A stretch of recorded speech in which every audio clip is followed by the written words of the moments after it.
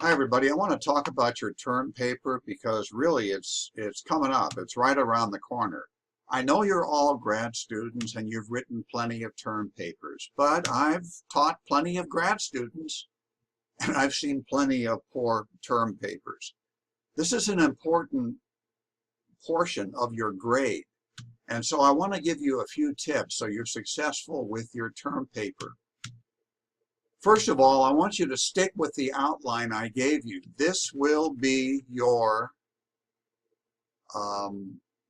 these will be your headings. After your introduction, you'll have a heading, historical overview. Then you'll have another heading, position, goals, resistance point, and interest, and BATNA. And underneath that, you will describe one side's goals and resistance points and BATNA, etc.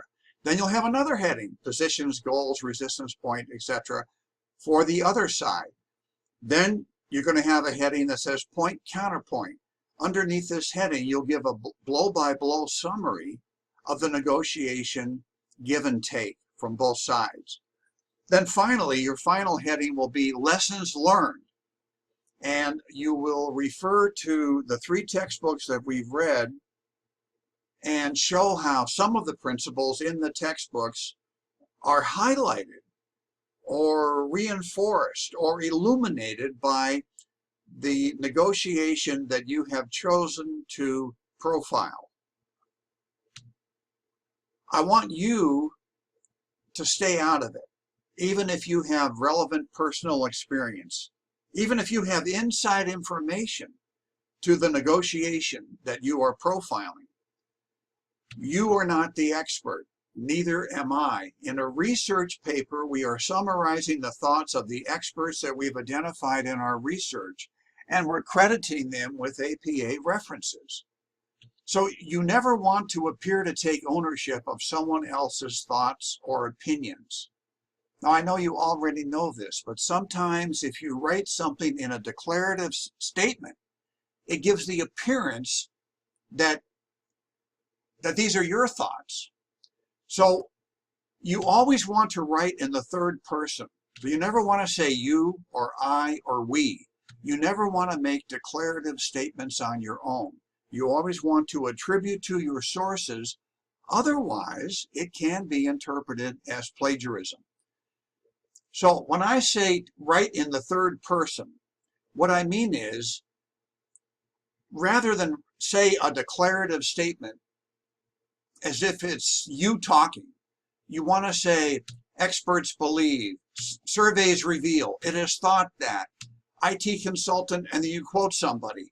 Researchers suspect that, polls indicate, it would appear that, it would seem, studies have shown that, observers have noted, the business community seems to support that, or you could say business leaders agree, experts theorize. Here you have another quote. IT guru Elizabeth Drew maintains, statistical analysis reveals.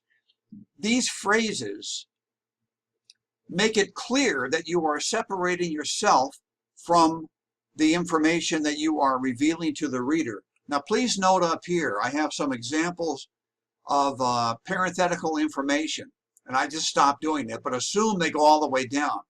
Whenever you write in the third person, you have to credit that individual, either at the end of your sentence or at the end of the paragraph. And then later in the reference page, you would fill this out. I'll show you that in a second.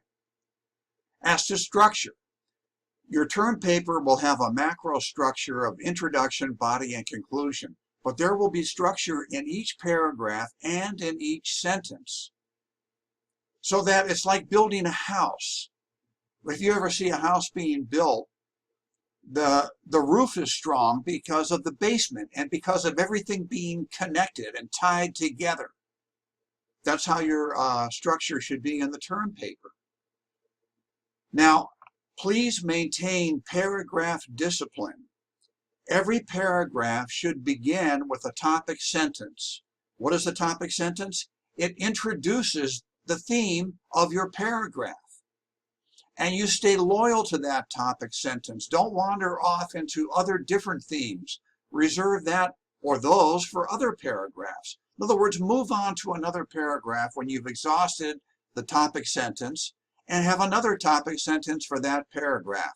And you go logically, paragraph by paragraph by paragraph. Your overall organization will be introduction, one paragraph. That's all you need for your introduction. You're painting the big picture of the negotiation that you are profiling. You can do that in one paragraph. You don't want to get into the weeds. You don't want to get into details. This is your introduction. In your body, you get into all that. Your body will be 9 pages, and your conclusion will be less than 1 page. In Toastmasters, we say, tell them what you're going to tell them. Tell them what you told them. So tell them what you're going to tell them is 1 paragraph. Tell them is 9 pages. Tell them what you told them is your conclusion less than 1 page.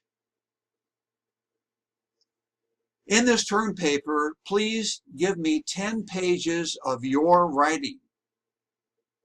So you'll also have a title page, an abstract page, and the reference page. So it's really a 13-page term paper, but 10 pages of your writing.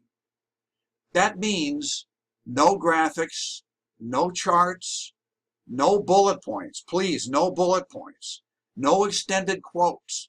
No boilerplate where you're cutting and pasting sections of the negotiated agreement or sections of legalese.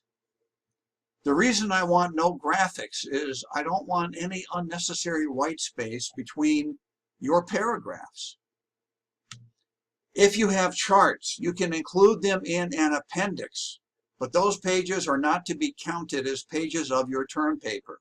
I want to see your writing, not charts, not any ways to fill up space.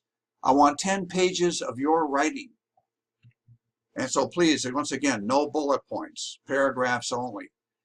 When it comes to references, everything, of course, is APA format, no footnotes or endnotes. So if you had a sentence that read, peer pressure has long been recognized as a covert management tool, you would have a parenthesis with the author's last name and the year. Then on the separate page under references, you go into more detail. So there's the author, George, first initial, the year, the title of the book, the city in which it was published, or the publisher, the city in which it was published, and the address. Our website offers a lot of tools on this. And just go to our library, follow these instructions, and there is so much information on APA format. There are times when you may be asked to use only peer-reviewed articles. I'm not asking you to do that, but be familiar with that. I do want to say a note on grammar, even though you're all graduate students.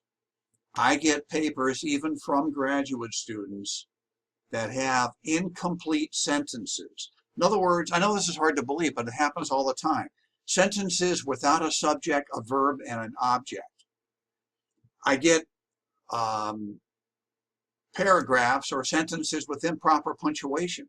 Punctuation tells the reader how to read the sentence or the paragraph. Punctuation is very important. I get misspellings, which show a complete absence of proofreading. More evidence of that is or are typos all over the place. So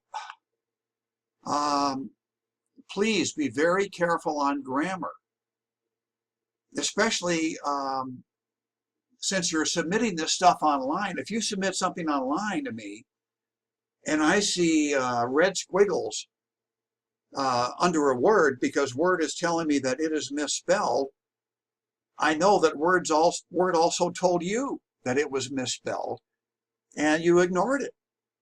Or if I see green squiggles where there's a big grammatical mistake, you saw it too, and you ignored it. So please, proofread your term paper. I want you to remember my offer. I will be happy to give you friendly advice of your work in progress beginning this week. So send me your term paper in progress. I know it's going to be messy. I know you're not going to have much, but I'll be happy to look at it and give you some pointers. It won't do any good to send it to me on week 9 because it's just going to be too late to incorporate any meaningful changes. So don't be shy. Send it to me. I'll be happy to give you some friendly editorial advice. Okie doke. Thanks so much.